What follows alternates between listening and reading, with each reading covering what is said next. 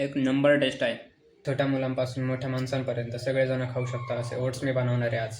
तर चला सुरुवात करूया. मी 1 वाटी ओट्स घेतलेले, 2 टोमॅटो घेतले, 1 शिमला मिरची आणि 1 कांदा घेतला आहे आणि थोडीशी कोथिंबीर घेतली. सगळ्यात अगोदर तेलामध्ये जिरे मोहरी टाकून कांदा परतून घ्यायचा. त्यानंतर त्यात आलं लसूण पेस्ट टाकायची. त्यानंतर त्यात शिमला मिरची आणि टोमॅटो टाकून व्यवस्थित परतून घ्यायचं. मग त्यात मीठ आणि मसाले ॲड करायचे.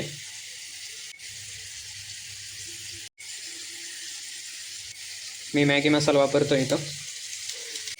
मसाले टाकल्यावर हे व्यवस्थित परतून घ्या. शिमला मिरची व्यवस्थित परतल्यावर त्यात पाणी ॲड करा. 1 वाटी ओट्ससाठी मी अर्धा लिटरपेक्षा थोडं कमी पाणी टाकलेलं आहे. जेव्हा पाण्याला अशी उकळी येईल तेव्हा ओट्स ॲड करायचे. याला पाणी कमी पडलं होतं म्हणून मी अजून अर्धा ग्लास पाणी टाकलं. त्यानंतर यात तुम्ही तूप पण टाकू शकता. मग शेवटी यात कोथिंबीर ॲड करा.